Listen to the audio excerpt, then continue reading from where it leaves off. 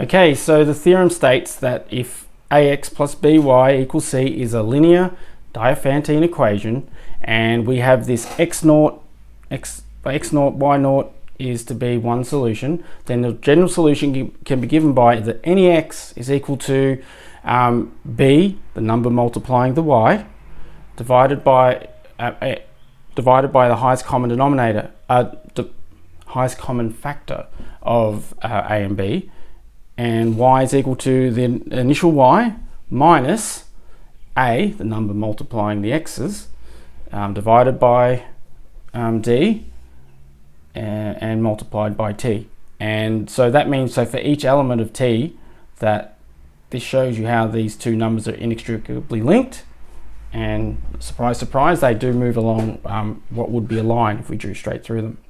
So once again, I'll step through this proof, but I've written out a couple of things to get us started, right? So we have our assumption of the equation, and d is the highest common factor.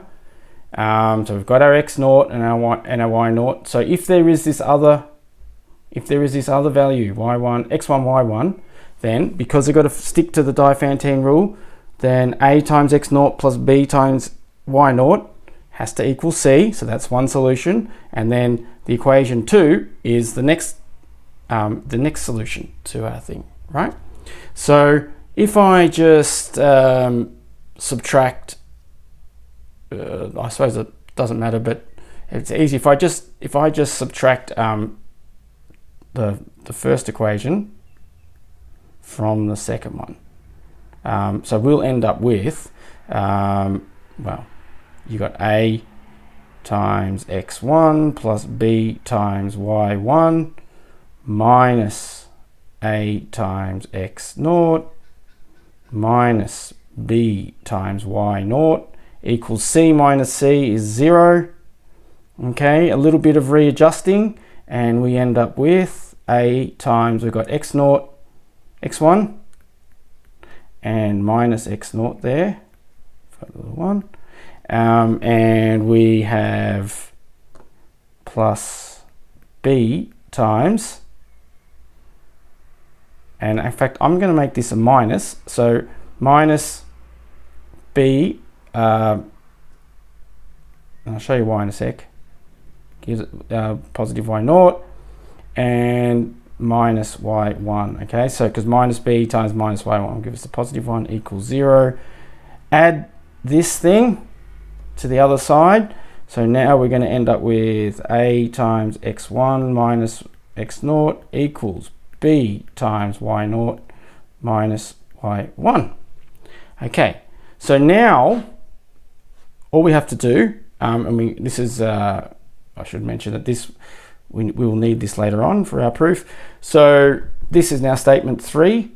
If I divide both sides by d, okay, so a on d times x1 minus x naught will equal b on d on y naught minus y1. Okay, so these are all integers. Okay, this is an integer, this is an integer, this is an integer, and this is an integer. And the other thing is, because a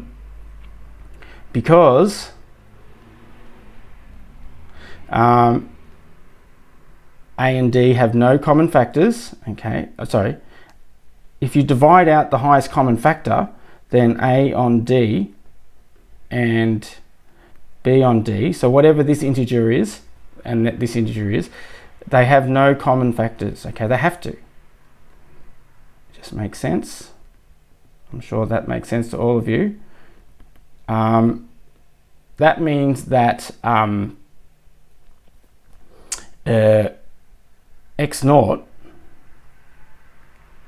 so x1 minus x naught, so this number here, okay, has to be an integer, is going to be divisible by this. Okay, so it'll equal b on d times some element of t is an element in the integers. Okay, it just has to be the case.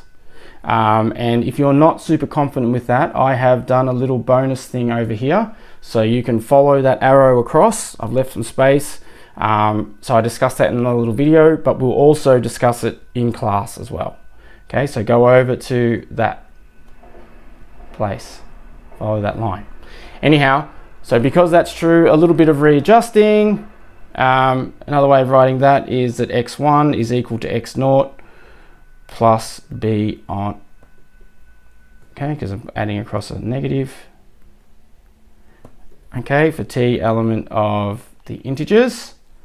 And then if we just put this into statement 3 here, okay, so I'll ignore this one and I'll just go straight back to this one. So if x1 is equal to this, I can just substitute that in, and that will give us, so x1 now becomes, okay, I can replace it with what it's equal to, x0 plus b on dt minus x0 is equal to b y0 minus y1.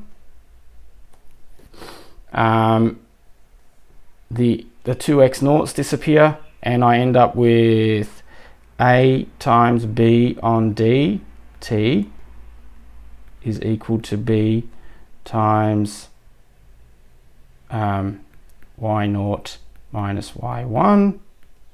And of course, if I divide out the b's, then a on dt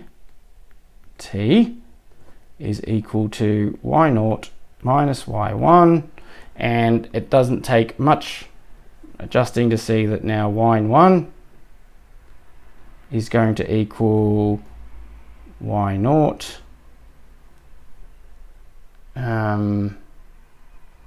minus, so I'm going to add the y1 over and then I subtract this one over,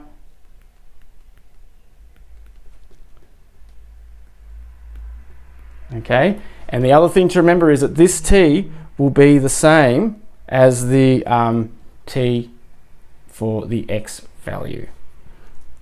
And yeah, so there you go. That should be a good enough proof that this has to be true. Okay, just using simple rules that we've learned in our last exercise on prime decomposition.